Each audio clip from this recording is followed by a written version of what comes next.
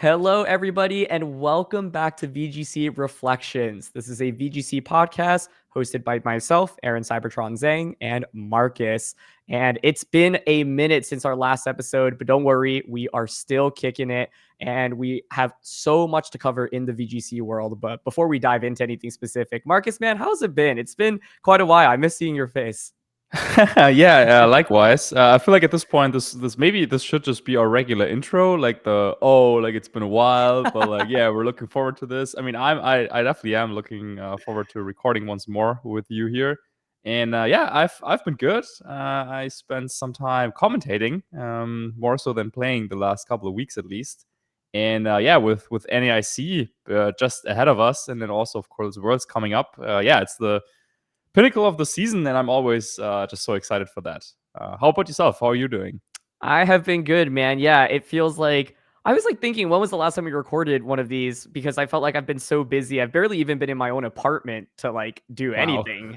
Partially just traveling a lot for work and during the weekends as well. And I was like, wow, it was like March when we last recorded. But then I think I had maybe like a 8 or 9 weekend stretch where I like wasn't in my own apartment over the weekend. Like I was in a different city. So like going back to New Wow. York or traveling also actually for, some commentary, there was the Atlanta regionals in April and then Portland regionals in May. And then Wolf and I were over in Pokemon Studios in Seattle doing one of those Grand Challenge streams as well. And so it's definitely been a busy couple of months. And I think last time we had recorded, I was telling you I just moved to a new city, started a new job, and so it's been a couple of months since then. But yeah, eager to talk about so many different things that have been happening in the VGC world. And I think the first thing I want to talk about, Markus, is just you. You obviously you just mentioned you've been commentating a bunch, but that's also because you've qualified for the World Championships this year. I managed to do that, and as we were talking about a couple months ago, this is not something that I had planned, and is also not something that I was very like super confident that I would be able to seal things up, because I already knew that I wasn't going to go to NAIC. I already had like these commentary gigs like set up, so I was doing Seville, Utrecht, and Bologna, like 3 special championships back to back to back, which was like a pretty cool experience. Similarly to maybe how your last couple of weeks went, but yeah, I was commentating like every 2 weeks for a month basically. But yeah, before then, I was able to accumulate enough championship points that I can feel like super relaxed now going into NAIC. I know there's a couple of players out there, including some of my friends, who still need to like see how NAIC is going, because they don't know whether it will be enough what they have.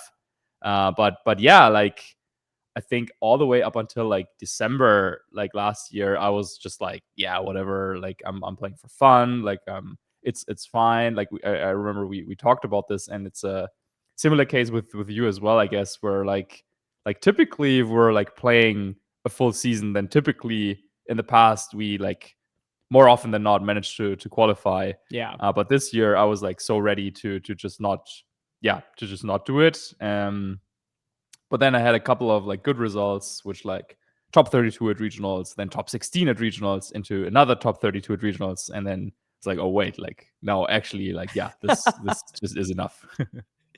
I'm curious. I want to ask you because I remember talking about this in December, and you're like, "Wow, like this is like the first year where maybe I have to like come to terms. I might just not qualify." And I remember thinking at the time, like, "Wow, Marcus sounds like he's like made up his mind. Like it sounds like, yep, like Worlds this year, it's not going to happen." But like you said, you obviously were able to string together a couple of really good performances, and so do you think you like changed anything about your mentality, or you're like, I'll just take each tournament as its own, and whatever happens happens, but I have no expectations? Because sometimes I think having no expectations can actually lend to you even performing better than like being like, I have to top 8, top 16 this tournament. Yeah, I think like in the back of my mind, like so I studied psychology, as you know, and so like sometimes I would be thinking like, oh yeah, like I should tell myself that I don't like care so much, because then maybe that might elevate my play, or like maybe then I get a better result. But then like maybe like subconsciously I'm thinking like, oh, I want to get a good result regardless, right? So I don't know if, yeah, if I really changed too much mentality wise. But like one thing that definitely helped was the switch back from regulation H to regulation G, just because like regulation H was so much fun at the time, but I also like until the very, very end, I was never like comfortable with like the one team. And then I found that for Stuttgart, and it was just like, yeah, like the basic Pokemon. It was like Incineroar, Goldango, like Ursaluna, Blood Moon, just like some very, very generic stuff. But yeah, like I really liked using that and figuring out ways to beat some of the more obscure teams. But then once we went back to Regulation G, I was like super motivated to kind of redeem myself after how badly Worlds had gone last year. And so yeah, like I actually for once like play tested quite a bit, which I didn't really do for any of the Regulation H tournaments. But then for Regulation G, like for Birmingham in January, I had this Kyogre team that your brother was working on, Yeah. Brendan, and then yeah, like I hopped onto that train together with Billa, which was fun, and then yeah, just kept going from there with a couple of Calyrex Shadow Rider teams. But I don't know, I just felt more at home in that format. Um, but yeah, dude, I was totally ready to miss out on Worlds, and I was thinking even like, oh, like should I go as a spectator or should I not go at all? Like, what's gonna happen? But yeah, miraculously, everything worked out for me in the end in that regard. It's honestly really inspiring, man. And first of all, congratulations. I think, you said it earlier, like most of the times we play a whole season, we're lucky enough that we've qualified, I think, in, the seasons that we've tried, but it gets harder and harder now, and Yeah, I think about how, we get older and there's like less time that we're spending playing VGC, trying to balance it with everything else in life. And so for you to here we are, sitting a few months later, having pulled it off. I mean, one, it's awesome. And two, you know, Marcus is back at Worlds. And so obviously, Worlds is still 2 months away, but how are you feeling about it? Like, are you like, oh, I really want to redeem myself? Like last year didn't go as well as I would have liked. Like, what's your general thought? Because obviously Worlds is such a difficult tournament, but you do have it in front of you now, just still kind of a far way out. yeah, no, absolutely. Like I feel like there were a couple of worlds, like when I was like much younger, like I'm talking like maybe 10 years ago, where at some point I was just like, oh yeah, like I achieved the goal, like I qualified for worlds, like Yeah. yeah, like that's it. And then like worlds I actually wouldn't take as seriously in some Mm. years because I would be like, yeah, I don't know, like I got school going on and I don't know, like I'm not gonna win anyway, so it's like whatever. But yeah, like now I'm like, oh wow, like actually I can see that I might not have as many chances going forward. Like yeah, like who knows what's gonna happen next year? Like maybe, I mean, there's no, like I have no info about any of that, but like maybe they're changing something again, which would make it even harder to qualify because yeah, like with the top 75, like that is already kind of tough in Europe. Like I feel like just from like Italy alone, you could find 75 like very, very strong players. And then you also got like Spain in the mix, you got Germany, of course, you got France, you got the UK, you got so many like very, very strong players in the region. But then only, yeah, 75 slots. So that's kind of tough. But yeah, no, for this year, I really want to try and like work hard and see what can come out of it. Like I don't really care so much about the actual like result, I think, Hmm. but I want to, like the day afterwards, I want to feel like wow, like like I gave it my all and I tried what I could do, and there are no regrets. Um, and yeah, I'm also like cutting down on some like non-Pokemon activities for that. So I'm like, okay, like I'm not gonna start any new TV show from now on. Like if I have the spare time to watch a show, then I might as well like queue up the ladder and play some games. Um, yeah, which is also one of the reasons why, for example, I didn't get a Switch 2 yet because I was like, well, I don't want to be distracted playing like Mario Kart World. I just want to play Pokemon if I have the time. No, that makes total sense. Yeah. And I think what you said about leaving Worlds feeling like you had no regrets is how I felt about Worlds last year. I think Yeah, on one hand, I was like, wow, it kind of sucks to like have put in a lot of time. And like that was the most amount of time I put into Worlds since maybe 2013. And I was like, oh, this team can do it. Like I think it can win Worlds. And I think like if I play well enough, like it can carry me there. And it's like started 4-0 as well, ended 5-3, didn't make it to day two, but I felt less heartbroken than I think a lot of other events because I was like, I really gave it my all. And it's like, I think I put, you put yourself in the best position to do well, right? And Yep. Pokemon is a game where so much can go right, but so much can go wrong as well. And so I left that Worlds being like, it sucks, but at the same time, like I feel like I put in the time necessary in order to like be in contention to do well at Worlds or be in top cut or try. And so to your point, like yeah, I actually left with not feeling any regrets and like I'm at peace with that, and that's nice. Yeah. Even though like obviously I think like as competitors you want to do well, and I remember like the day afterwards, I kept closing my eyes. I kept like replaying the 3 losses that I had in my head, and I was like, oh, if I just made this one play, and like switch my moves on round 7 in game Mm. 2, then yeah, maybe I'd be in day 2 immediately, right? And so there's a lot of like thinking like that. But I think it's like when you put a lot of heart and effort into something, that's natural. But yeah, pretty shortly afterwards, I think I was able to accept it. But I do think that's probably still one of the hardest things about playing at Worlds, which is like the immediate heartbreak afterwards. Yeah, absolutely. And I mean, we know, but maybe some of our listeners maybe like need to be reminded, or it's a nice thing to remind yourself sometimes that like yeah, it is a super hard game, and there's only so much that you can do. Where like yeah, sometimes there's got to be situations where it's like yeah, there's no like one right play, and you just gotta go for your odds sometimes, or you just gotta go for it, and then yeah, maybe things will work out, or maybe they won't. But yeah, if you feel like you put in the if you feel like you were the best like possible version of yourself at the time, then I think that's like yeah, what one can try and strive for. Yeah, Marcus, yeah, one what's thing I your wanted to talk to you yeah. about also was talking about Worlds. I think your journey to Worlds, of course, your road to Worlds was covered by Pokemon officially in their documentary series, and that came out, a few months ago as well. And so, just wanted to hear, yeah, what was it like being part of that documentary, and how did it feel watching it after it came out? Yeah, I mean, yeah, that's it's been a great opportunity, of course.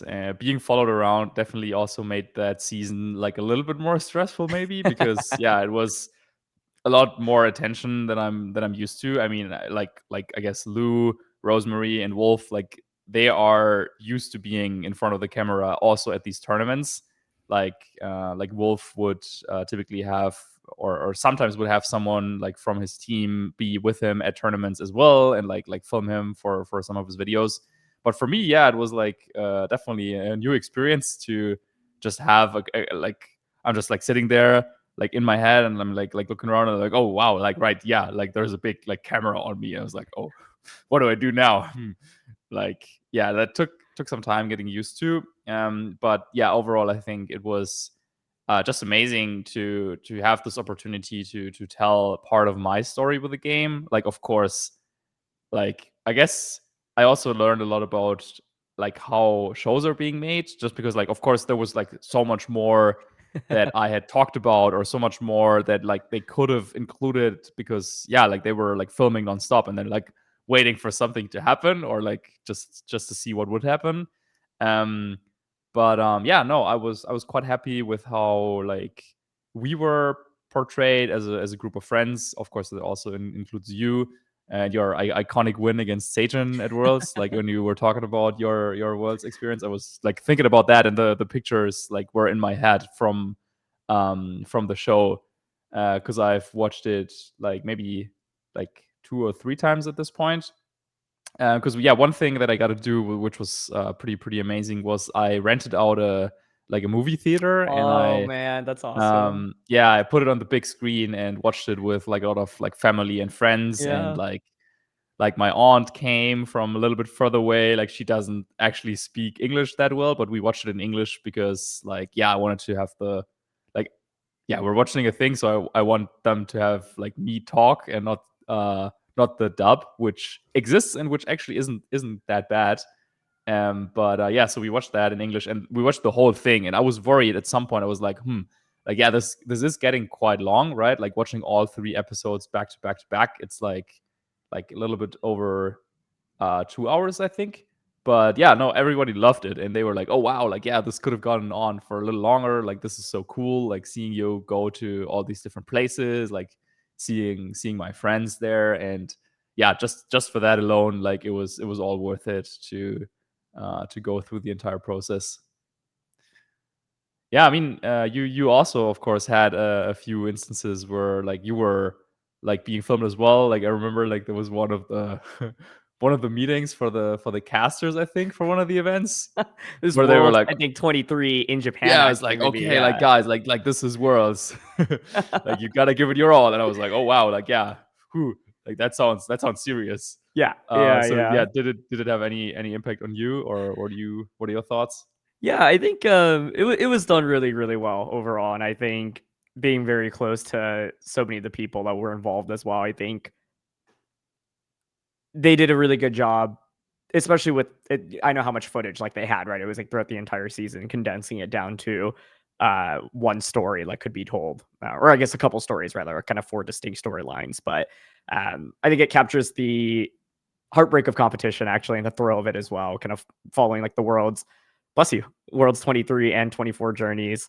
And overall, I think it looked like the viewership for it was great. So I'm hoping, I got into watching like esports, like League of Legends, because I watched documentaries on certain players and I was like, wow, like how I was inspired by them, right? And so I'm thinking, well, maybe the next world champion is out there watching this documentary being like, wow, that's really cool, I want to do it. But I think it showcases a lot of what's beautiful about the game. And to your point, like I'm sure there's so much footage. I was thinking about how, obviously you, me, Aaron, and Wolf, we were over out there in Finland with our little training arc over the summer before Yep. Worlds last year. And I was like, I think there was like 3 seconds of footage for a total, but it was a pretty cool 3 seconds, But um, overall, yeah, I think we just haven't had something like that in the community before, right? And to tell, if you were to tell me like even a year ago that there'd be a documentary series featuring VGC people, some of my close friends, with getting over 1 million views combined, like I think that's incredible. And Yeah. so,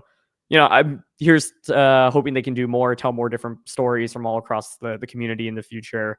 But overall, I think they did a great job, and kudos to them. And of course, kudos to you guys for being featured because it's not easy having a camera follow you around for an entire season. Yeah, no, absolutely. And one more thing that I wanted to say about that is like just the fact that, and I think this is important also for viewers to understand that like the four kind of stories of the four people that were being followed, like I don't see myself as like, I don't know, someone who's like super special in the community. Like yeah, sure, like I've been there for a while, and like I'm also doing commentary, like, and so on. But I feel like there's like so many great people in the community and so many other great stories that also would have been worth telling. And so the fact that they like, for whatever reason, they chose me and my story to be followed, like yeah, that's something that I'm very grateful for. But at the same time, it's like yeah, there's like so many amazing people in this community, and it shouldn't take away from yeah, anyone else's experiences or stories. So yeah, I don't like I've had people come up to me and tell me about like what it meant for them, and that's awesome. um I think at the same time, I at some point I also want people coming up to me again because they are like, oh wow, like he's a great player, like like. But yeah, no, it's been a lot of fun, and the feedback has been very positive as well. Which of course you can never be sure until Yeah. it's actually out there, and we didn't have any influence over what exactly they were going to do. So yeah, you could just like hope that everything would be done well. But yeah, fortunately, it was. But on yeah, on the note of like Pokemon putting out like cool bits of media, like you hinted at it a little bit earlier. But yeah, you said you were with Wolf in the studio in Seattle, and I thought that was also like one of the really like coolest things they've done in a while, where you got to play the I think it was a global challenge. I keep getting them mixed up at this point, Uh, but yeah. it was a GC, like GC, one of the yes. online tournaments. Yes. Yeah, because like it is stuff like that. I think that is just so memorable. Because like yeah, when you said that about League of Legends, I also have fond memories of watching like a documentary on like some other games, like yeah, that I used to play as a kid, and then that actually got me back into them as a viewer, and having like some of the like pro players like play for a long time, but in a very like professional setting. And I mean, yeah, we don't we don't have to talk about the like how much fun it is to listen to like Wolf and you just yap about Pokemon. But yeah, how was that like? And how It did that come was together? Yeah, it came together very quickly. Katie, who's involved with a lot of the live streaming stuff at Pokemon, she's incredible. Basically was like, hey, I've got this idea. We want to do more VGC related content that's not just tied to regionals or, internets or worlds. And so she was like, it'd be awesome to have you guys come out to the studio and just stream the event. And I was like, that sounds awesome. Yeah. Like, heck yeah. I would like, I was like, just the like opportunity to hang out with like Wolf and Aaron, who's from Seattle as well, and just like spend a weekend with them, already awesome. And now you're telling me I get to like do it and like go to Pokemon Studios and have this experience, like even more awesome. I think for me, one, it was really unique as an experience. Also because it was funny, like, Wolf and I, it's not like we did any preparation for it. I also like, I was like, oh shoot, I haven't really played the regulation at all. I don't really know what team to use. And Aaron, so I was like, Aaron, like, can I try out this like Miraidon Zacian team that you brought to regionals? He's like, sure. I don't think it's very good, but I was like, no, it's fine, dude. Like, we'll make it work. But it was really cool. Yeah, like, I mean, it was 6 hours straight, right? Like, I think Wolf and I had like 2 bathroom breaks and like 10 minutes for lunch, and that was it. But everyone at the studio was so kind. Like, they made the whole experience really seamless. I think both Wolf and I were like, we don't really know how this is gonna go. Like, it's not like we didn't even know how you would prep for something like this, other than obviously like putting some time into like the team that you bring to the event. But otherwise, we were like, hey, let's just like try to be fun. Let's try to be educational. And it seemed like, yeah, the viewers really enjoyed it. And I think that's, what matters the most at the end of the day. Like, I think our goal is obviously to be both entertaining and educational. And it's funny, I think when I'm by myself, it's very much more just educational. But like when I'm with someone, especially, Wolf, obviously, who I've been friends with so long, or you've been friends with for so long, it can bring out, a goofier side from both of us, as I'm sure you know. And so that, I think, made it really unique, because I think it's like I could see myself doing this by myself, but then it would be purely, like when I make videos, like Road to Rank, like just educational, like serious. And I like getting to showcase both of those kind of sides of me. But yeah, the experience was really cool. It was really funny. There were 2 different instances where we were actually walking through the streets of Seattle. I think like Wolf's voice in particular is like very recognizable. So like, we're talking, and then suddenly it's like, wait, Wolf? This is like literally the night before, like we're gonna do the event. Someone's like, Wolf, and then he's like, oh my god, dude, why are you here? And then he turns around, he's like, wait, Aaron? And I was like, oh, I'm flattered you know both of us. Like, I'm just happy to be included. And he was really nice. He was like, dude, like, you graduated from like Stanford, right? Like, congratulations. I was like, I don't even know how you know that, but thank you. Like, and then the following day, Wolf, Aaron, and I were gonna go congratulations. Thank you. Yes.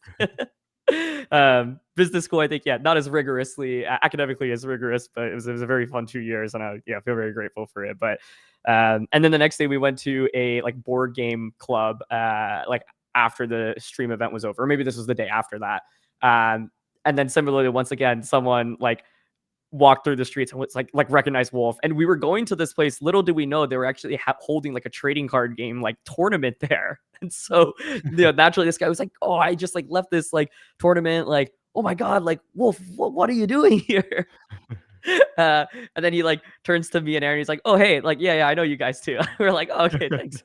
It was just a very funny experience overall. But all of that is to say, I think the weekend was really enjoyable. I am very happy that Pokemon is trying to think about these ideas more, right? And similar to what you said earlier about, like, I hope that this opens just the door for more people, for more opportunities. Like, even if it's not me, even if it's not Wolf, I hope that other competitive players, other casters can like showcase what they can do outside of just like a normal stream setting. And I'm very grateful that Pokemon's like even taking these ideas into consideration. And honestly, I think it went really well. Like, obviously I'm biased, but I was like, I think Wolf and I not only had some like really, really good moments, some really good games. I think we showcased very different teams as well. Like, he was using Dialga Origin Form, like a more trick oriented team. I was using like Hyper Offense with Zasha and Miraidon. But I think hopefully, those that got to tune in enjoyed it. And I'm eager to see what else Pokemon kind of comes up with in the future. So overall, though, like 10 out of 10 experience, and I'm so grateful to be at be able to have an opportunity like that. No, that's awesome. Yeah, and I could definitely see, and I'm sure the other viewers as well, that you were having fun as well, like in the during the whole thing. And yeah, that's awesome. Like one thing I've thought about for a while, like I feel like a lot of our tournament structures, like in Pokemon, they're built very much towards the player base. So it's like focus on the players, like make Yeah. sure the integrity of the tournament is great, make sure that everyone who shows up to a tournament gets to play like a maximum number of rounds, so you're not eliminated so quickly. But that, like sometimes it makes me wonder, like, yeah, it is tough, like also from a someone who also like yourself knows both sides, like the broadcast side as well. Like sometimes it is tough because it's like, oh, like which game are we going to feature, and then you have to like deal with stuff like, oh, like this player, like they have a switch light, so like what are you doing now, and like things like this. Maybe not as much an issue nowadays, but like yeah, back in the day, sometimes we'd have issues like this. Whereas like in a setting like yours, when it's like less people and it's like a more controlled setting, you can really go like game after game after game at your own pace. Like yeah, something like I wonder like if you're familiar with the summit tournaments that they did for other games, where it's like just a bunch of players like stuffed in a room, and it's only like 12 or 16 players, and then they would do like fun stuff, but then also play a tournament. And Yep. it Yep. was like it's like hyper competitive, but it's also like just mainly about fun. And like I'm always wondering, like, oh wow, like having such a setting for Pokemon, like that could be so cool. Where you had more control over like who's going to play against who, and then also like when are we going to have games, or when it's like downtime. Whereas like currently with the schedule of the tournaments, like the downtime is like dictated kind of by the tournament structure. So yeah, like it's great to see that they're starting to consider other formats as well, because yeah, like it is just a lot of fun to play Pokemon with friends.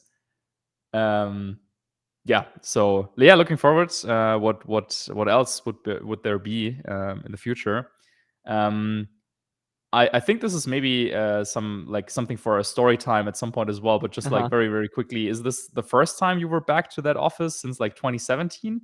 Yes. Oh, I see where you're going with story time. Oh my goodness.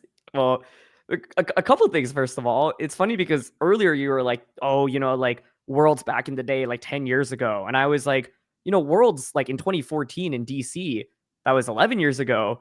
And I was like, literally in Washington D.C. for work. Like I'm actually there pretty often for work, and I like almost always walk by the convention center, walk by the hotels Yes. that we stayed at. Yep.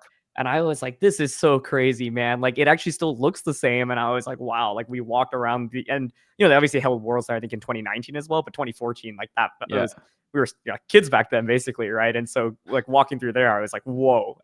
So when you said Worlds like 10 years ago, like kind of gave me a blast in the past. Because I Yep. think that was really like the first Worlds where I think we actually got to hang out a little bit more as well. And so it's kind of crazy just reflecting on it. And we're like 11 years later down the road.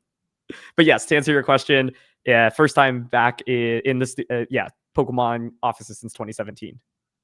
All right. Yeah, we'll talk about what happened in 2017 at some other point. Like it wasn't anything bad, but just because there's so much going on, and of course we also want to talk a little bit more about the present day. Since yeah, with NAIC coming up, and then of course also Worlds coming up in this new regulation I mean it's not that new anymore, I guess, but it's still relatively new. And yeah, I wanted to ask first of all like about your like kind of like plan for NAIC, because yeah, this time around you won't be there as a caster, but you will be competing once more. Yes, competing. Really, I guess this is the second tournament of the season. I went to Toronto regionals, kind of just to hang out, but ended up doing like quite mediocrely there. And but with this one, I was like, oh, like New Orleans is close enough. If I'm not going to cast, why not have the chance to play? But yeah, I always say, Marcus, I think the season was really interesting from like a just time management perspective. And I always felt like I've, been able to balance time decently well. But I think this year in particular was like moving to a new city, starting a new job that's like a little bit more intensive.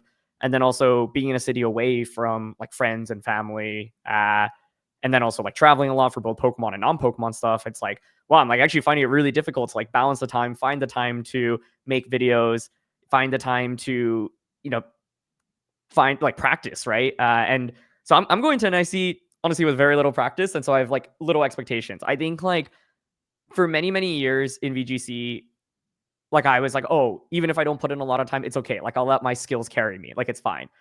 Nowadays, I think that there are honestly just so many great players. And I think like this approach, in my opinion, is just not as effective.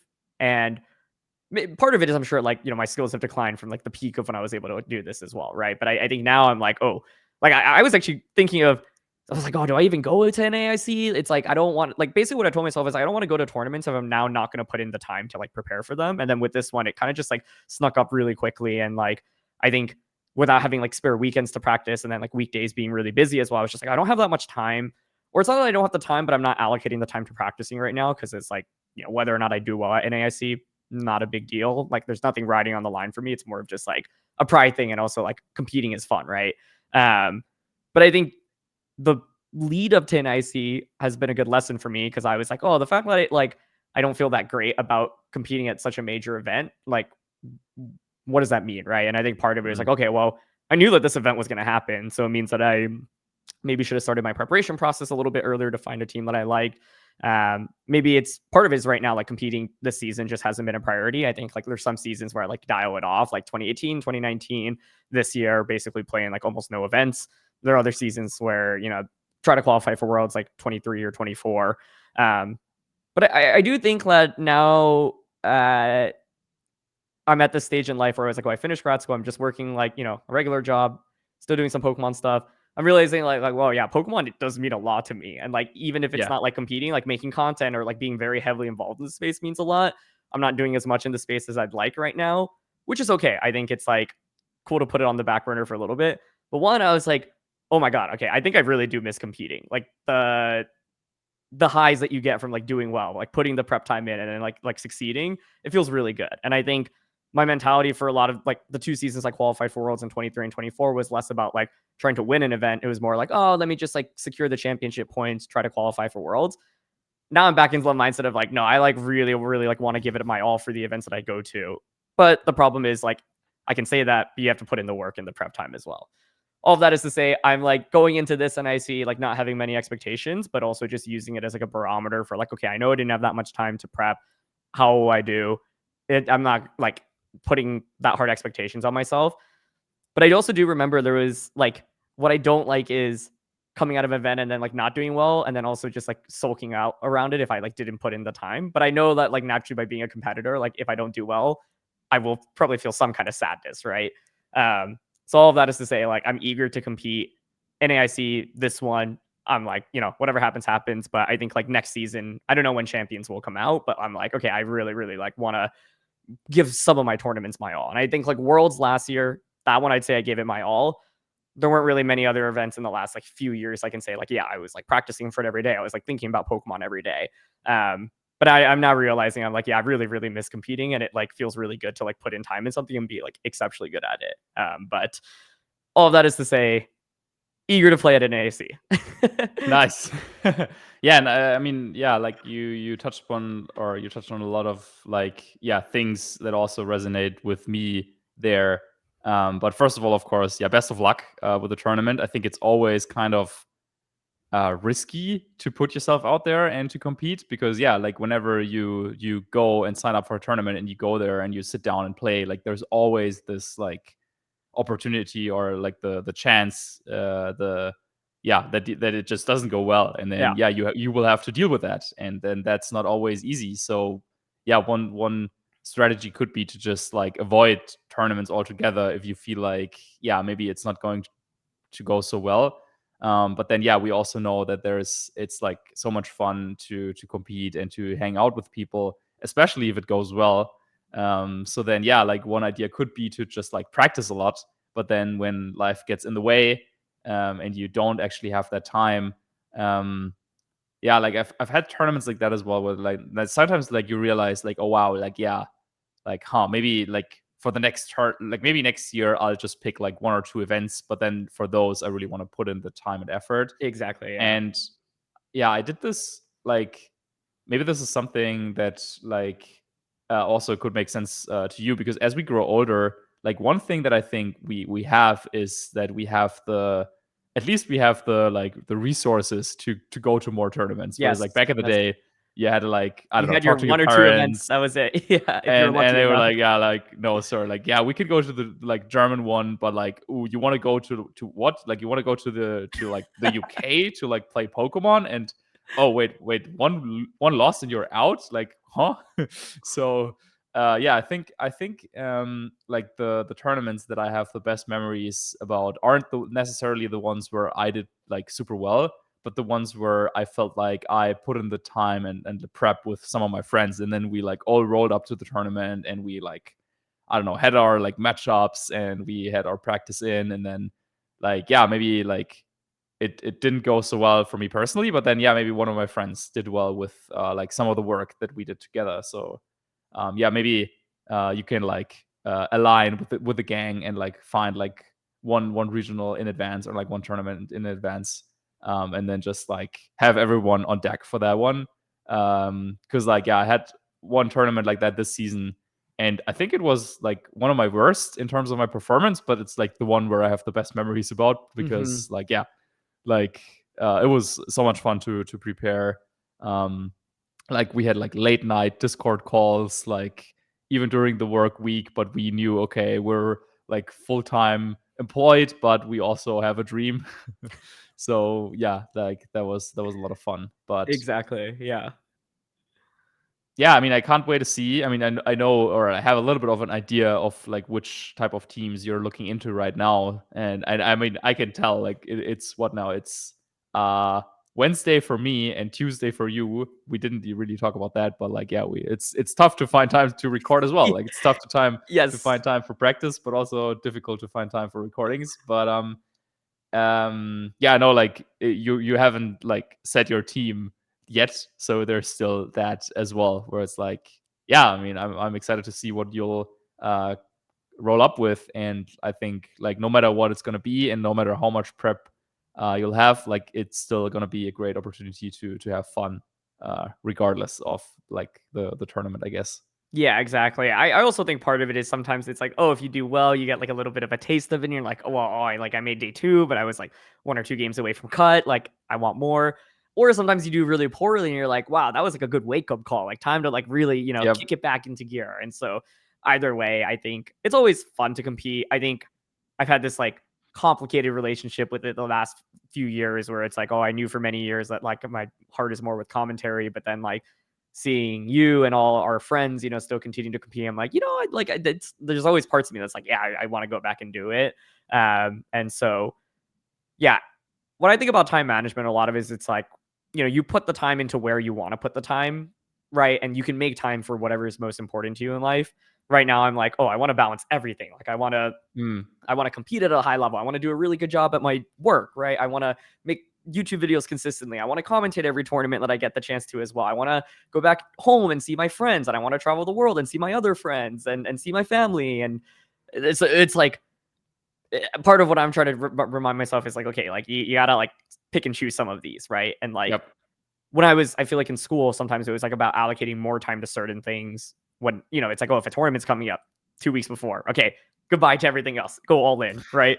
Whereas right now, I feel like I've been maybe balancing everything a little. I wouldn't say too much. Like, I feel very grateful to be able to, one, have all these things in my life, and two, be able to balance them. But as a result, I think like I'm the kind of person that likes to like give it my all, and so it feels sometimes like I feel off. It's like, oh, I've like given a little bit of effort into all of these things, but I'm not like maximizing, a couple of Yep. these things. And You gotta I think min max maybe, yeah, min yeah, max your exactly, life. yeah.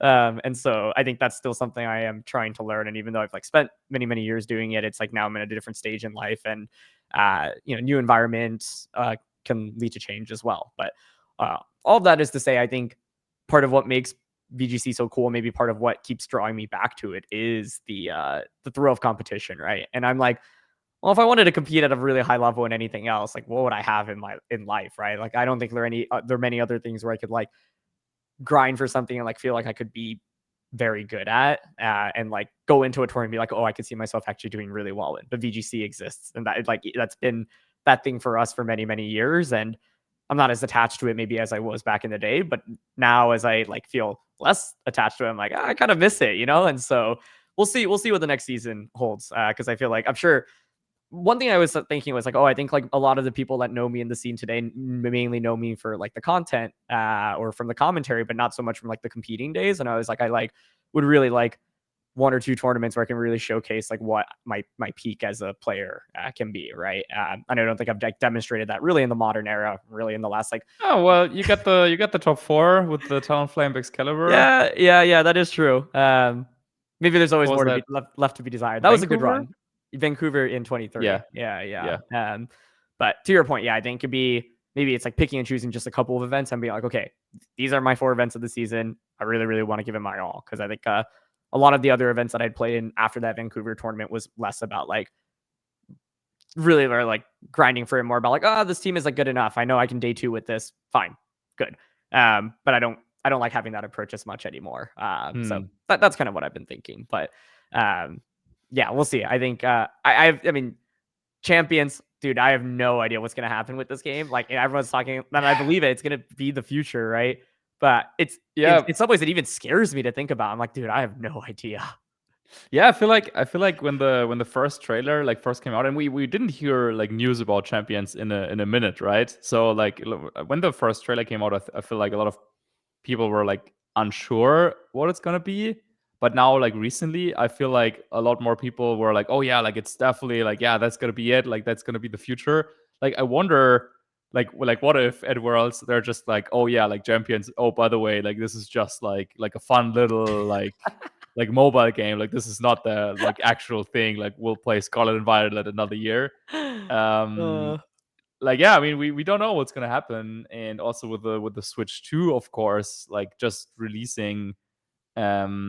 Like I already said I didn't have one. Do you have one? no, but okay. Not So yet. here, I like did not realize I guess how big of a deal it was because I was like, oh, it's just like the Switch. It's like an iPhone comes out. I mean, obviously, Wait, like what? yeah, well, I was like, in my head, I was like, oh, like electronics technology these days, like a new iPhone comes out every year, and like iPhone 15 versus iPhone 14 versus 13, like, that's all like the same.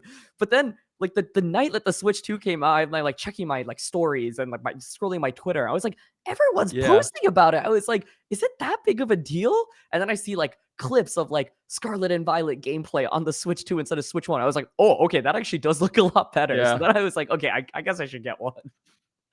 Yeah, I mean, I always wonder, like, with just like from a branding perspective, like, like the Wii was a huge success, but then the Wii U, like didn't even get close to like it was just like a fraction of the people getting the Wii U. And now I feel like they're like from a marketing standpoint, they're doing like kind of the same thing where it's like, oh yeah, like this is the Switch, and now it's like the Switch 2. Where it's like, well, I already have a Switch. Like, do I really need a Switch 2? Whereas like from the Wii to the Switch, like it was very clear, like, oh yeah, like this is a different device and all of that. So I wonder, like, just from a marketing perspective, if people like if enough people understand like the gravity, or like this is a different console. Like it's not just like, oh, this is like another OLED type of situation where it's like just a little bit better, or Yeah. like now it's like round. Like like no, like this is a completely different console. Like it uses a lot of what worked well with the Switch, but yeah, it's a different console, and the games will be different, and yeah, just the FPS will be different, and everything about it will be different, except for the fact that yeah, it looks similar. But yeah, like I wonder what Pokemon can be on there. I don't know if we'll ever use like the mouse feature for anything, but I think it would be funny if people were like sitting there like with their like with a mouse.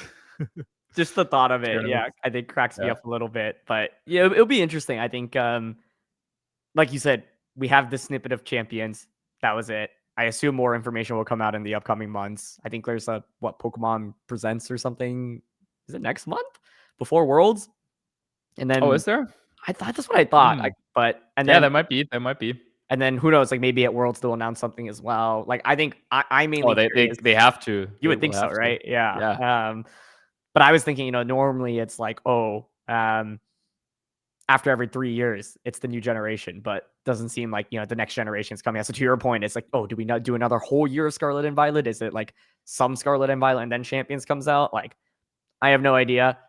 I'm very eager. Like, I mean, it's going to be life changing in many ways, right? Probably, yeah. And it would be cool. Like I've been thinking about like, oh, like I really want to kick it in full gear, like once Champions comes out. But what does that mean? Oh And yeah, so same. yeah, But I also don't know what it means. exactly. Yeah.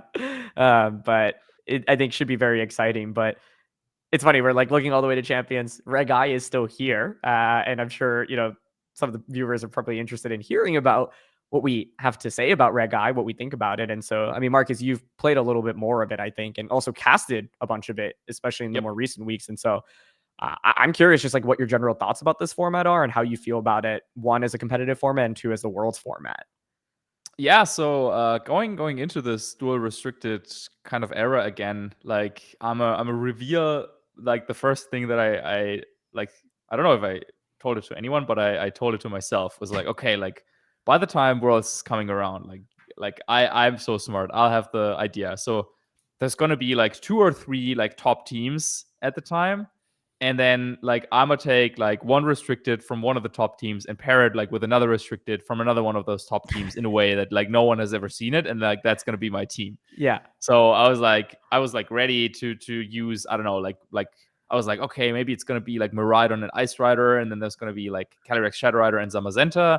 So then at Worlds, like I'm gonna use like Miraidon, Zamazenta, and everyone will be surprised. Or like I'm gonna use like, well, Calyrex that doesn't go so well, but maybe like Zamazenta and Calyrex Ice Rider, like I don't know, something like that.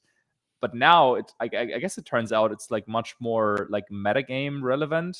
Like this format, it seems like first of all, like I'm not the only one that has ideas like this, like, oh, pair restricteds that no one has paired, because yeah, I feel like every tournament we're seeing a new restricted pair go up the ranks, and like yeah, winning titles as well. Like in some of the previous formats, we would be talking about certain restricteds for like the entirety of the season, and they never got anything done. Like we were talking about Terrapagos for like a very long time in Regulation G, I feel like, but like it never really had like the like super big win. I feel like maybe it did win some like regionals, but like yeah, it I don't know, it didn't perform at the biggest stage, I feel like.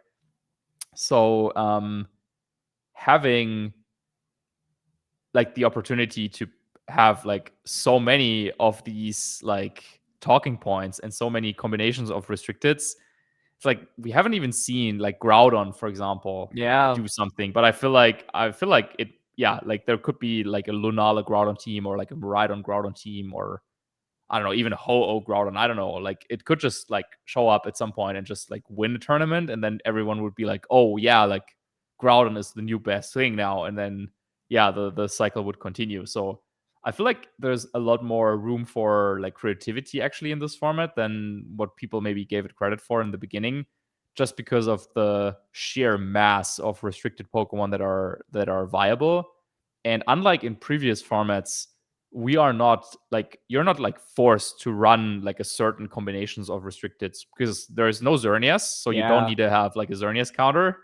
And also there's no like primal weather or anything like that forces you to like have a weather setter. So I feel like yeah, it's like the first time in a dual restricted format where you're actually like pretty free to choose like whichever restricteds you want. I guess the one that comes to my mind is maybe like, what was this, like Sun series or Moon series in 2019, Yep. Yeah. where we had like no megas, no Z crystals, like dual restricteds, and also no like primal orbs. Like I was running like Lunala Kyogre in my tournament, in my regional that I went in that format. So yeah, like you could just do, like I think Toxicroak was big in that format as well. Yes, It's it like was. And now, like maybe because at first when I saw Ho-Oh being used in this regulation, I was like, oh, Ho-Oh, like no one's used this really in VGC. Like maybe in yeah. 2010, but then I was like, maybe I think in 2019 there was like a Ho-Oh team or two. Yep, Now that yeah, I yeah, think yeah, about it, yeah, yeah, yeah. There yeah, were a couple. There was like Ho-Oh Kyogre with yes, Shedinja, yes, and there's also like maybe some Ho-Oh Groudon, I think, with Tapu Koko.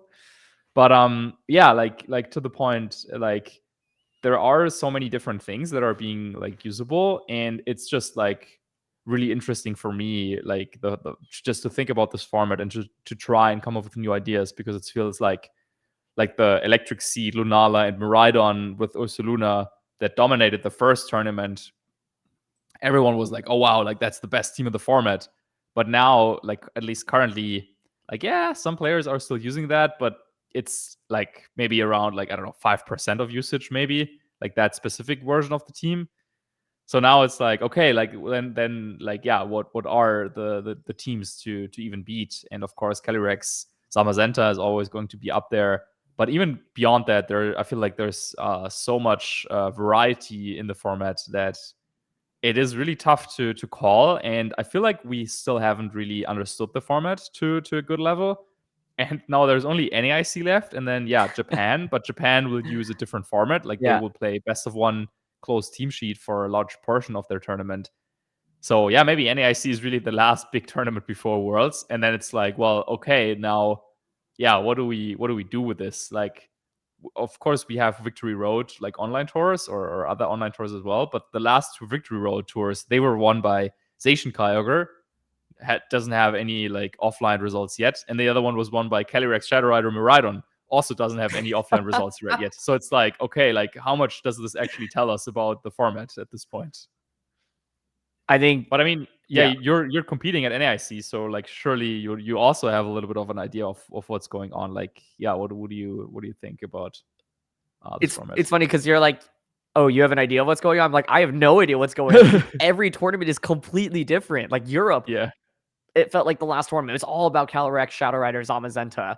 Whereas in the beginning, people were like, "Oh, this duel's on Fraud Watch." Like, yeah, no one's even using it. And it feels like we went from Miraidon on every team in top 8 to like 0 Miraidon in top 8 within like one tournament. The problem is, it's like that to me. I look at that and I'm like, oh, it's not that Miraidon's fallen out. It's just like it's just one tournament, right? And it's like we don't have that many events in this regulation either, so it's hard for me to really extrapolate, especially because of the number of restricteds that are viable as well. And so it feels like one of the craziest formats to me in many ways, because like there's just so many different teams and so many restricted duos.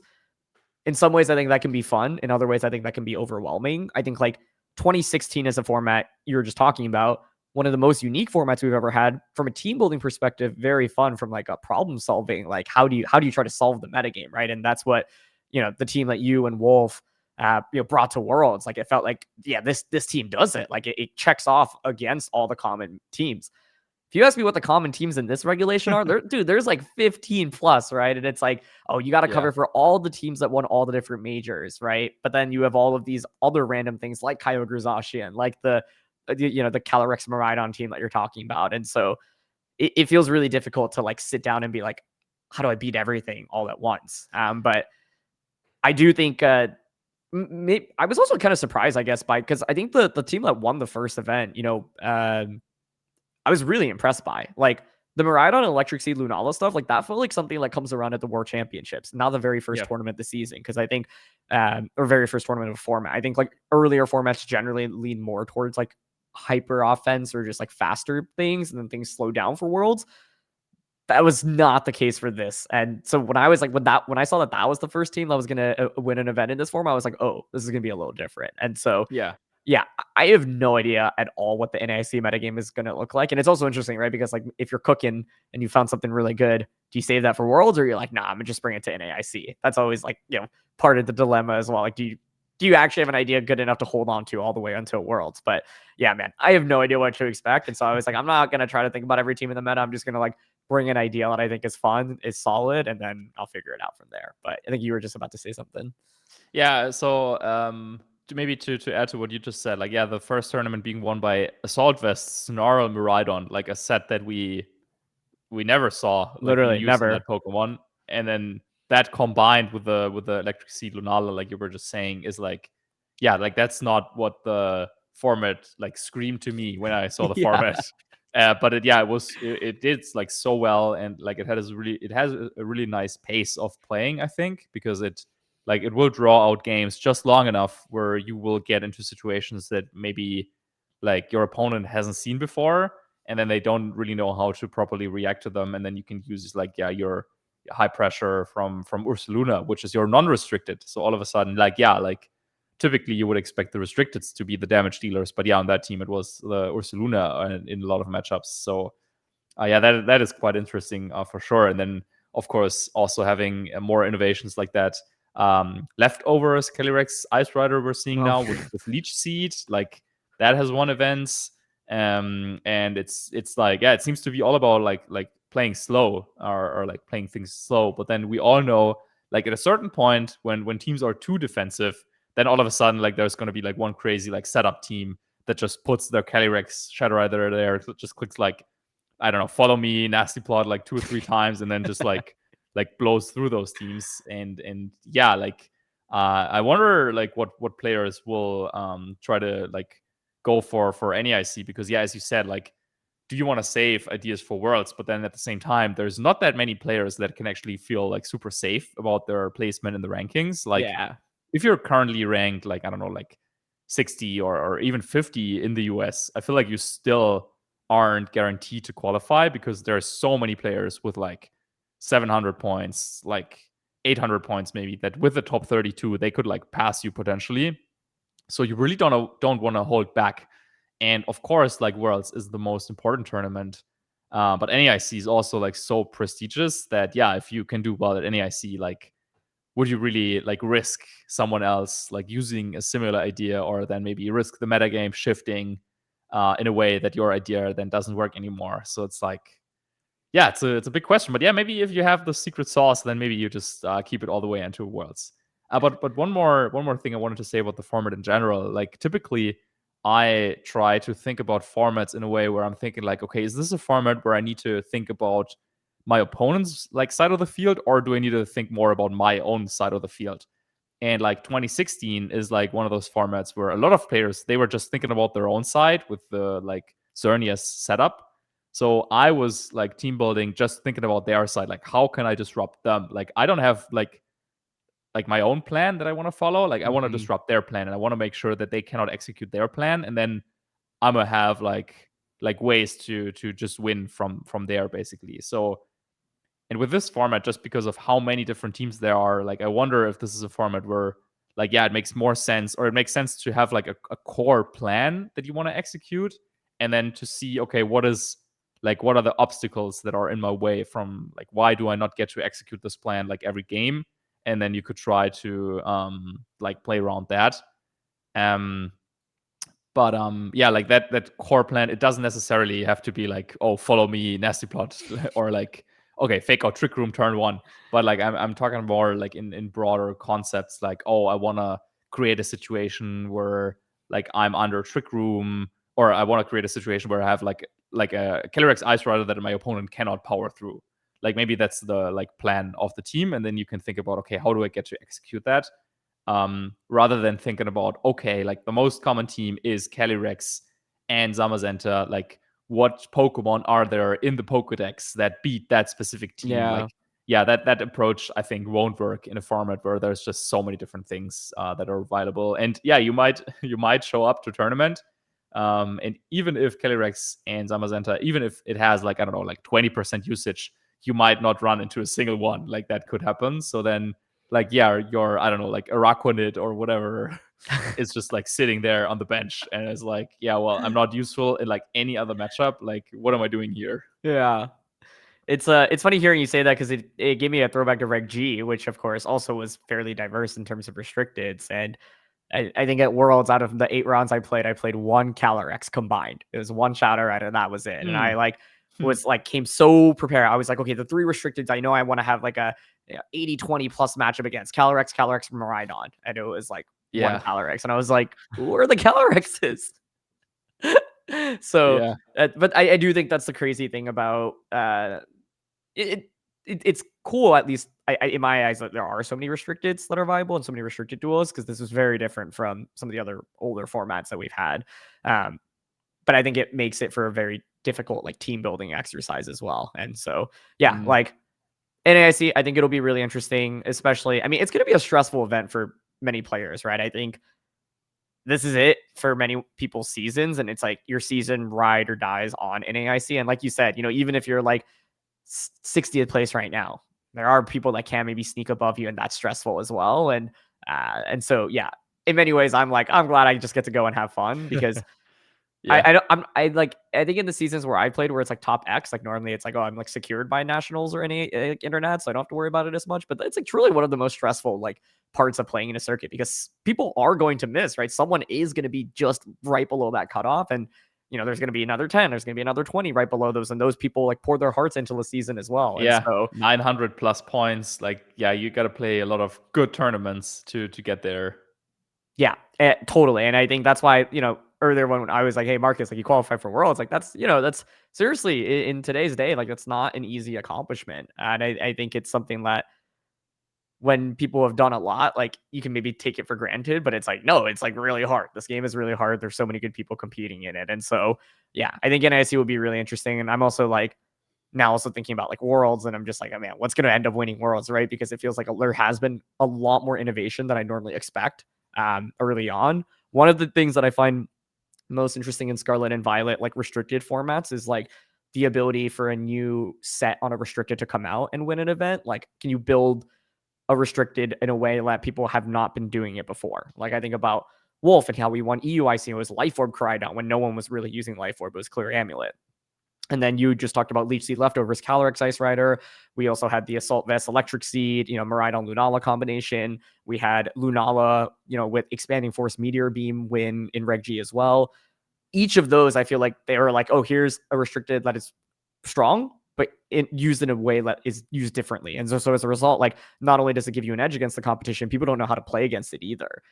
Yeah. But we've gone through a lot of iterations already for this format. So I'm like, will someone discover that for Worlds, or is it just going to be something we've seen, already for Worlds? I have no freaking idea, but I think that's what makes this format, in my opinion, really interesting. And so, yeah, I am eager to see how it plays out.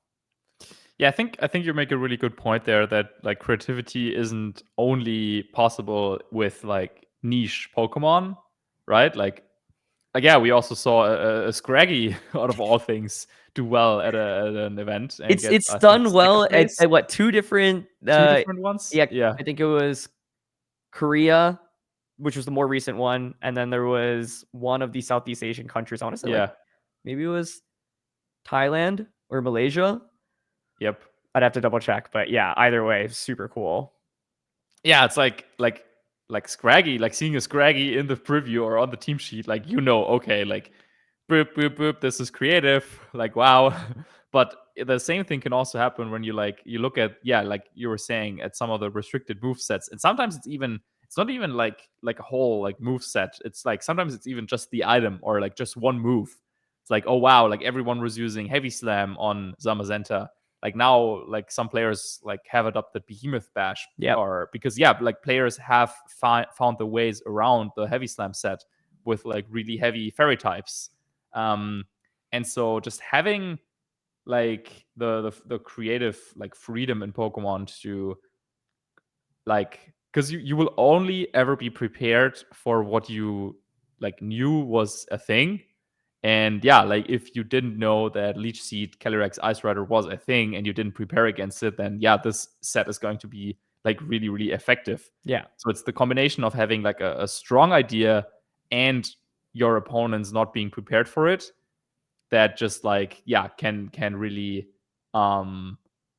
influence the result of a tournament in a big way. Like earlier I was saying, like, oh yeah, in Pokemon sometimes you can only do so much with playing, but yeah, with team building, I feel like, yeah, you can do so much more. And sometimes I always like wonder, like, what if we had like a crazy, I don't know, AI for Pokemon, like playing, like would they build similar teams like we do, or like would they come up with like crazy stuff all the time to like shake up the metagame?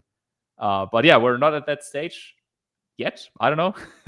But yeah, like for now, we're at the mercy of our like greatest team builders, and maybe, yeah, maybe it's like one of us, or maybe yourself at home, you have a great idea, then yeah, you should put it to the test and then see how that goes. I mean, yeah, I have a few ideas that I haven't really tested out yet, but that I like, that are in the back of my head, where I'm like, okay, like after NAIC, like maybe I want to try like some of those ideas that, yeah, we haven't really seen on the big stage, and maybe that's for a good reason, because maybe they're just like not good.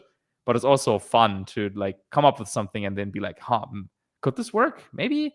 And then you like try it out for a bit, and then you will realize, like, typically you will realize like rather quickly, like, is it worth it Yeah. to run this like set or Pokemon or whatever, or is it just not worth it? And then you can like stick to the more standard. But yeah, both ways of playing the game are like super valid. And like I'm for once, like this year, I'm not worried for like finding a team, because I'm like I have so many like great teams that are out there already that I feel like I could just like pick up and practice for 2 weeks, and I could do okay with them maybe. Yeah. But yeah, like doing well with your own idea, like that is something I think that is like truly like special. But yeah, there is no like right way to team build or to play, I guess. I'm curious, Marcus, any spicy predictions for NAIC in terms of region that's going to win, player that's going to win, restricted duo that's going to win? Okay. Now, obviously, I have a little bit of an idea of what some of my friends are running, so I don't want to I don't want to like spoil anything of their teams, but I also don't want to be like accused of, oh yeah, he was like meta manipulating. Like, I don't know. I mean, we're only like a couple of days before the event. Like, I feel like most people, if not everyone, like unless you're Aaron Cybertron Zhang, then maybe you have your team already at this point. So I must say, like, I feel like there's gonna be like some Koraidon around, like Koraidon Lunala and Koraidon Calyrex Shadow Rider. I think maybe like Calyrex Shadow Rider, Koraidon without the wheezing part, like is a little bit underplayed. Like some Japanese players, like some really strong Japanese players, like use that in like some of the last Victory Road tournaments, I think. And it hasn't really, like, I haven't really seen it too much, but I think that team definitely has potential. Other than that, spicy picks. Yeah, it's like, yeah, I have a friend from Japan who's going to NAIC who I think could do really well, but we're not at that point yet where like a lot of like Japanese players will go out to these tournaments. Like, yeah, we've had a point in time in like where a Japanese player in the TCG, like they won a regional in Germany, like, and then like that's kind of cool. Yeah. I'm looking forward to whenever that will happen as well. With more players, more and more players traveling also internationally, even if they have their own circuit. Like also like in Southeast Asia, for example, there are some regions where like it would be cool to see them more in like some of these international tournaments as well.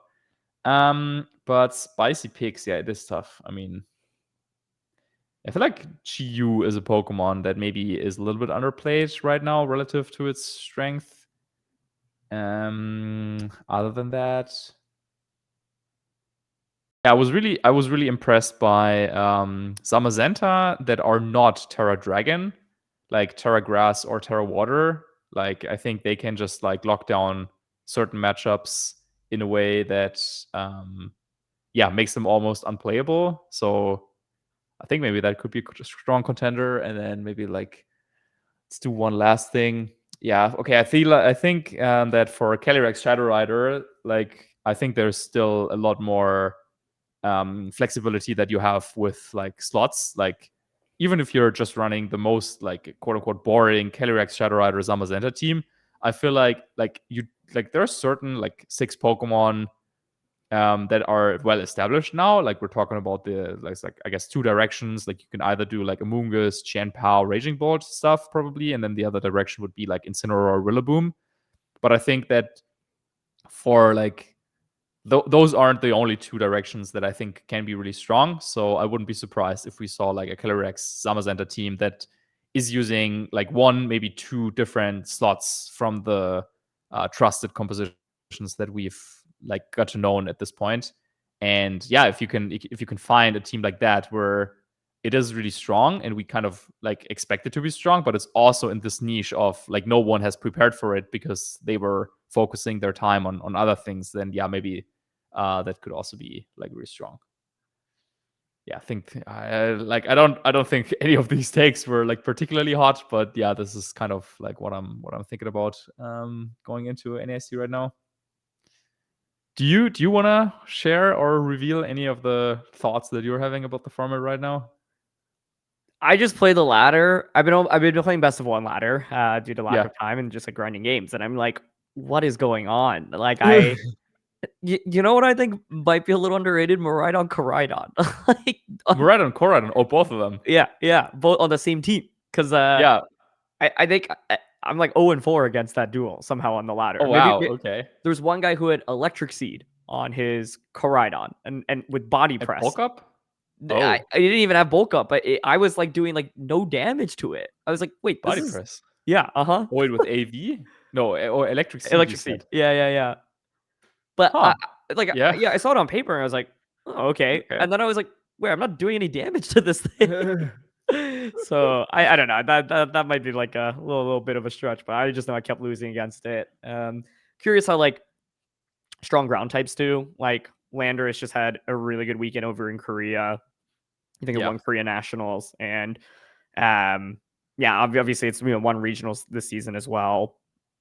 Chiyu, in my opinion, actually has been one of the most annoying Pokemon to fight against, and I think it's in an interesting position because Calyrex Zamazenta. Like I think a lot of people now are giving it the respect that it deserves after it dominated in Europe. And so, but I don't know, it just feels so wide open. And then it's like Kyogre, I feel like has been like kind of disrespected, and then it won the last North American regionals, right, with like Basque Legion, and there's like other different Kyogre teams popping up with like Jugulus, for example, and Roaring Moon with Zacian, Kyogre Zacian, right, Kyogre Ice Rider, two different ways to run it as well. And so yeah, I don't know if I have any like particularly spicy takes, but part of it is because I think this format is so wide open that it's like, what is even a spicy take versus like a regular take? And so Yeah. I guess my spicy take is I was like looking at the list of players and I was like, oh my God, there's so many good like North American players that are coming to this event that I'm like, okay, I think, I don't know if North America will be able to defend on its home turf this year, but we'll see. And historically, there have been very many non-North American players that have won this event, right? Like I think about, Alex Gomez, who won, of course. And then we had, I think Christopher Kahn came over all the way from Australia and won this event in like 2017 or 2018. Right. Yeah, which Yep. 2017. 2017. Yeah. And so, yeah, I'll be keen to see if it's North America, let's say, able to defend home turf. I mean, last season, Patrick Connors won the event. It was like truly one of the sickest underdog stories we've ever seen in VGC. And he looked like a total veteran, defeating who I think was considered a very heavily favorite in Aurelian Sola in that finals, which was really, really cool to watch as well. And so I know he specifically was tweeting like, I haven't had like the best season, but this is like the best I felt for an event. Like I feel like my mentality is in a really good place. And I was like, man, I mean, two-peating, that would be cool. Like that's, not the easiest thing to do, but yeah, I don't know. I also think like Europe's been so strong this season. North America's best players have been incredible. Obviously Wolf having like one of the best seasons of his career as well. So it'll be fun to follow. I'm like, I would love to see how like the players from the non-North American region does. I know like LATAM is sending some of their best players, of course, and their best players are super good. I didn't even know there'd be any Japanese players at NAIC, so I think that's awesome as well. But yeah, I wish I could come up with a better spicy take, but I think those are just like my immediate thoughts. This format just feels so crazy that it's like hard to come up with something like super absurd. Yeah, I mean, I wish I could be there. Like, we didn't say it explicitly, but yeah, I won't attend. But yeah, I'm like looking forward to watch from home, and I definitely don't want to miss another year of New Orleans. So, well, let's see where it is going to be next year, but I definitely want to make it out there at least once. But I heard that it's going to be rainy, so yeah, that sucks because I think any city is just like more fun if the weather is great. But yeah. I think there were like some heavy storms coming in as well. So I was like, oh, I wonder how it affects like people actually getting in. Like, it must be stressful, obviously, especially if you're flying all the way from overseas. But at first, I thought you were making a joke, Marcus, when you said that. I was like, oh, does he meet his friends are bringing Kyogre? Like, oh no. No. I was like, oh no Kyogres. Please, no, for once, yeah, no, I'm actually just talking. We're at the point of the show where we're actually talking about the weather. Yeah, it has been really, really fun, of course, talking about so many different topics. And I also want to give Marcus a big thank you. We are recording this at the only time window we could find. And Marcus messaged me. He was like, oh, like earlier this week, he's like, dude, when is it time to reflect? I'm like, oh, this is actually perfect timing because like I haven't been in town for like 2.5 weeks, but now I finally have like a few days. And I was like, I really want to get this done before NAIC because then I know I'm like traveling for work after NAIC and going to a wedding. So then it's like another 10-day stretch where I'm not even home. But Markus is a trooper. He woke up at 6:30 in the morning, his time, in order to make this happen. And so for everyone, give Markus some props, not only for qualifying for Worlds, but also being willing to wake up so early to record this. Yeah, and I'm just just about to hop to work as Aaron will then hop to bed, or so I assume. I mean, I don't know if you have other plans coming up after recording, but Maybe just some more practice games. yeah, Just to, summer practice would be see. nice. Yeah. Nice. Yeah, no, just thinking about because I have or I would have a little bit more time. Just thinking about if there's something more like beyond NAIC that we wanted to talk about. We talked about champions. We talked about the Switch 2. Or maybe, yeah, like one personal question that I came up with earlier. You don't have to like answer if you don't want to, but could you like see yourself or I mean I'm sure you also considered in the past, like it sounds like your life is like quite busy right now. So I wanted to like ask, okay, like two potential like ways for you to go. Like you could also say like, you know what, I'm gonna go like whatever Pokemon, like I just like put it on the side. I just like tune it down a little bit more. I like focus more on like your regular job and like focus more on other things in your life. Yeah. Or you could also try and go the opposite way and be like, okay, you know what, like I need to like, I don't know, go like full on with like content creation or like full on with like commentary, like try to get every event, like build up your YouTube. I don't know, like maybe like reduce hours at your regular job. I don't know, like do like a half-time job and then like move more into like Pokemon. Like have you ever like had those considerations? And then like if you want to share like what led you to like the kind of balance where you are like right now?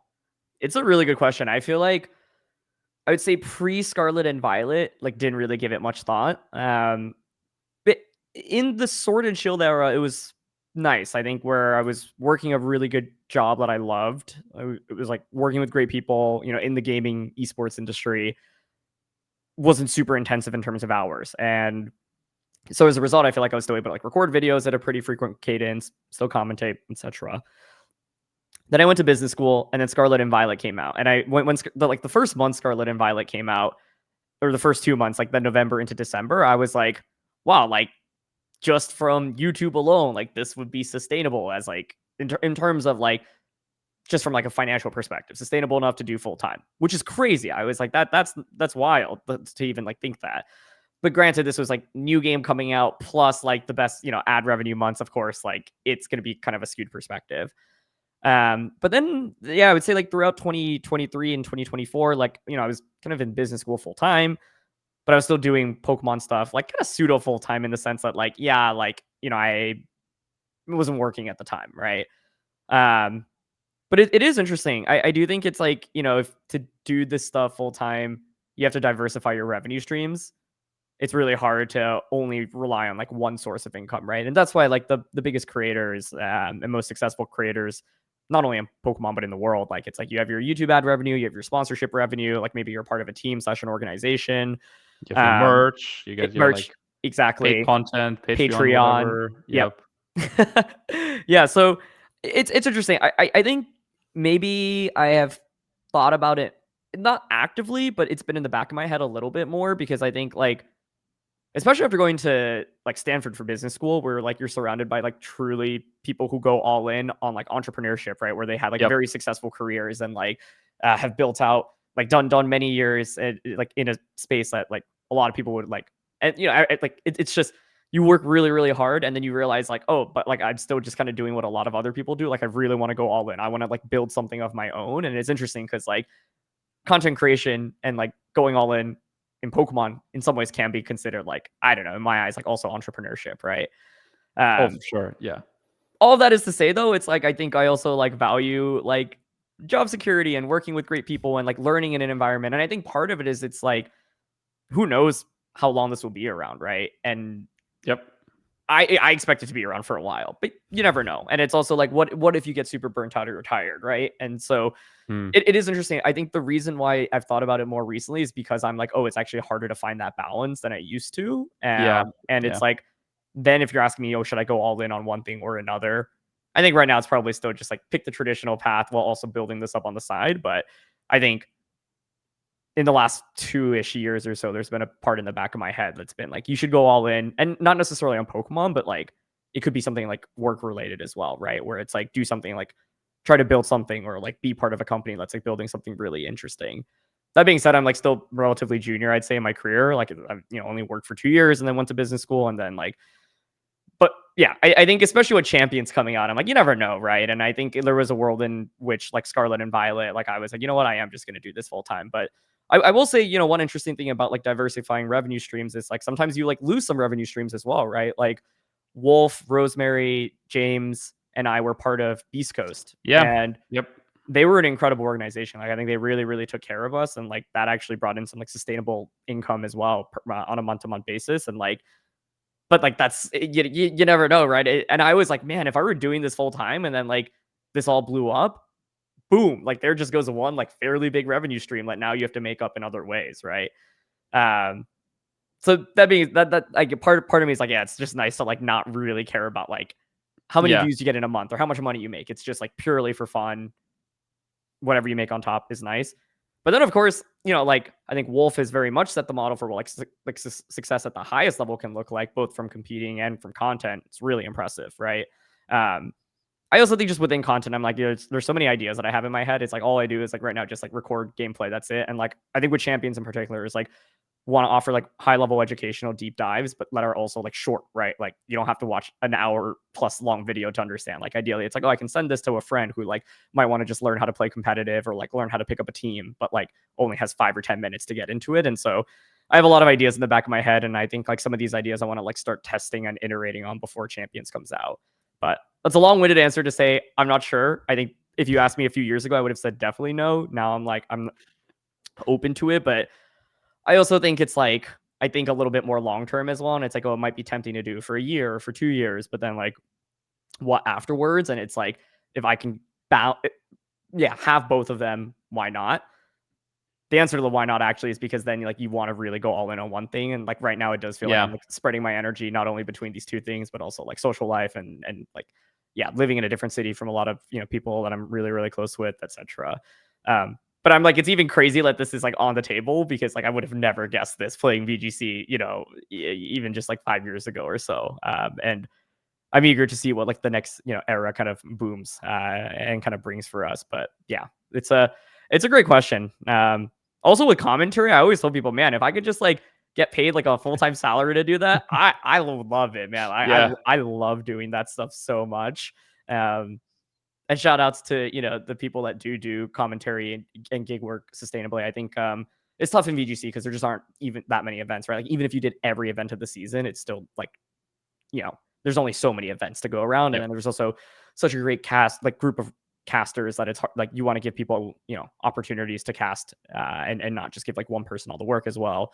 But yeah, if Pokemon ever like was like, hey, we're gonna take this really seriously, we'll like pay people like full-time salaries to do it and Like commentate. the Pokemon, I don't know, Premier League or whatever. Yeah. I actually think in a world where that exists, I would be like, you know what? I'm gonna just go all in, because then it's like All right. your commentary is only during the weekends generally, right? So then it's like you could do commentary, have a sustainable gig, and then also do content on the side. But if Pokemon's out here listening, consider the Pokemon Premier League, the PPL. Maybe come up with another name.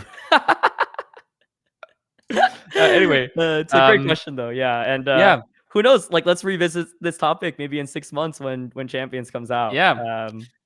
On that note, I think my very last question to you for today, and then I think it's time to go to work for me. What if Champion was more like a Pocket version of the video game, like compared to how Pocket is for the TCG? It's like an easier, more accessible version, but that also like changes some core mechanics and just makes it like much simpler. If that was the case for Champions, with which we don't know at this point, would you also be interested in like doing content for that, or is your heart like tied to the like, I don't know, like main, I don't know how to call it, but like the mainline games in terms of like battling and all that stuff? It's such an interesting question. I think my gut reaction is I would be interested in also covering like champion stuff because it's like an on ramp into VGC, right? So it's like, oh, like there's a funnel, and the champions funnel, as would probably be a lot larger. That's the business consultant talking. Yeah. Like And we're then it's talking like, about revenue streams, we're talking exactly, about yeah. the And then like funnel, like X yeah. percent of people, go from champions to VGC, but it's like, oh, if like you get, and this is kind of how like you think about content, right? I think like right now I'm like, oh, people are watching are just like hardcore either VGC fans or like just really like long form content about battles. But I think like champions then would have the opportunity to like advertise VGC to people, and then like even if it's only a small subset, like 10% of people that are playing champions gets into VGC, like that's still good conversion in my head, right? But that being said, it's like if the game was completely fundamentally different, where I was like, oh, I don't even recognize this. Like this, Yeah. that meme. It's like, oh, what happened to the game that I love? Like it's like a reference in sports. I was like, oh, if that were like the case here, then maybe not. But I don't know. Pocket seems like I actually don't. I think TCG is also interesting because it's like it from my eyes there isn't like it's harder to like maybe create like really solid content around. And sorry, I wouldn't say that it's like I think there's a lot of great people that create a lot of good content around it. Harder to create more like maybe like mainstream content, I would say. Mm. Although I will say like I think like Azul specifically, like I don't follow TCG very much, but I was like impressed by what he's doing, where he's like co-streaming the events very consistently. And for those that don't know, like Azul is just like one of the top absolute TCG players, but also is like making YouTube content pretty consistently around it. I brought all of that up is because I was like, oh, I don't know if like the biggest TCG creators are also doing Pocket stuff like very consistently. Like it seemed like it was actually kind of separate. Yeah. Which then made me think like, oh yeah, maybe if the VGC came like Champions came mess out and it was like VGC Lite, maybe not, but I don't know. I was like, as long as it's similar enough, I think it would be actually kind of silly to not at least try it out. But I also suspect that won't be the case, and it will be as serious as VGC has been. But like you said, Marcus, who knows? Like truly, none of us know right now. But I am optimistic, and I don't know. It's like the like thrill of waiting and just the like idea of what it could be is I think what's keeping me going right now. So I'm hyped for it. Yeah. Yeah. Can you imagine like out there's like millions of like Pokemon Nintendo gamers, and like all of them are like have been waiting for the Switch 2 and like, oh, what's going on with that? And then we're just like, okay, we're waiting for this like mobile game. Like, well, it's also gonna be on the Switch 2, we assume. So Yes. no, but yeah, no, bright times ahead. At least that's what we're being optimistic for, and I think that is a good note to end on. You maybe gotta hop back on the grind there for NAIC, get in some last minute testing. Now I'll be at a wedding over the weekend, so I won't be in attendance, but I will be watching from home, and I'm looking forward to seeing some familiar faces on stream, hopefully every now and then.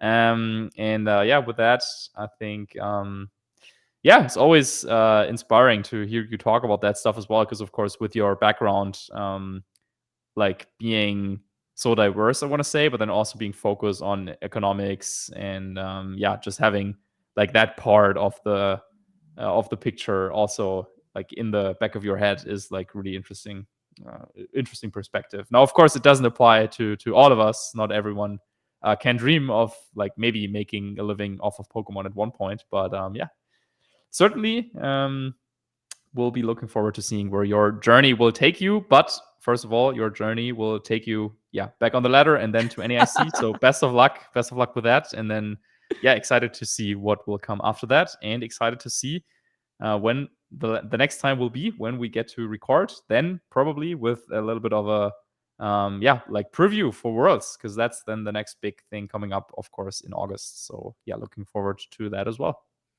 Yeah, Marcus, thanks so much for joining, especially so early on. I think doing this always is just like really makes my week. Just getting to talk to you, and it's definitely been too long. So for all of those that are listening at home, we hope you enjoyed. We will definitely try to find the time to do these hopefully at least a little bit more frequently. Definitely not 3 months in between episodes, but We'll yeah, see. We'll see. we'll see. Yeah, no guarantees, but I think this was a really fun one just to catch up on everything that's been going on. And if you are watching on YouTube or tuning in on any social media, any platform, don't forget to wish Markus a very big congratulations, of course, for qualifying for Worlds. I know I speak for everyone. It's just exciting to see you back on the biggest stage, and I'm eager to be a part of that journey and see how things play out. But yeah, on behalf of both of us, thank you so much as always for coming out and tuning in. And this is something that we started at this point. It's been a couple of months ago, right? I mean, we talked about it at Worlds, like post Yep. Worlds last year, and I was like, oh my god, like it's actually almost a year. But I know Yeah. it's definitely something I want to keep doing. And when we talk about the future of Champions, I'm like, oh man, like who knows what this can look like once Champions comes out, But maybe getting a little bit too ahead of ourselves. Thinking about right now, I'm like, okay, right now I should be thinking about the ladder, and then I should be thinking about bed. Yeah, that's one step at a time. and Markus has his work meeting in 10 minutes. But yes, thank you so much to everyone for tuning in. And if you enjoyed, if this is something that you would like to hear more of, don't forget to leave a like on the video or follow us on the different podcasting platforms on X, formerly known as Twitter as well. And yeah, we'll let you know when the next episode is live. But thanks so much for tuning in, and we'll see you next time.